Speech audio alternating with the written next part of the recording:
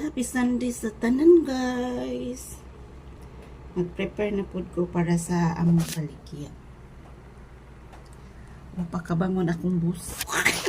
Gabi. Fiesta man dire gabi. Nga, mao lagi na ilaiban. Tapos, napay naglain akong ulo. Pagmata na ako. Akong earnings. Kubos naman kaayo. Kinsa may relate ninyo din ha. Basin tungod sa akong mga gipang upload sa story ba nga copyright mauto. Anyway, life must go on. Ani jud ni. Kay ni apil-apil man ta. Kinahanglan kubalo na tag kasing-kasing. Kubalon tag kasing-kasing baga tagnaw. More practice pa. More practice self. Ako na lain kapit sa pagalingan. Ay, magpay katabi doon. Pero nindot yun ang mag-inusara ka, guys.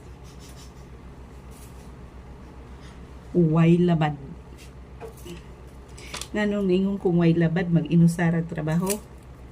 I've been working a long years with a lot of companions pero lisod kay pag-adjust. Kaya di man tanan tao ma-please nimo. Di sa tanan tao parehas mo batasan. Ana ra gud na. Sama sa relasyon ba? Inay kadugayan magkalami. Kadugayan man hinuon mag-aslong. Nawa naman hinuon ang spark. Mawa na ang spark. Munong kamo mga in love din ha. Hala, maintain it. Kaya kung may dara na mo, mawa na yung spark. Labi na ng mga laki. Mawa na ang spark. Tinuod na. Muna guys, kamo mga laki din ha. Hikap-hikapa po na inyong asawa. Kaya ako na ko hikap-hikap. Why hikap-hikap? Luuyaw hikap-hikap. Ay. Ingno na kaya, ay guwang na pa.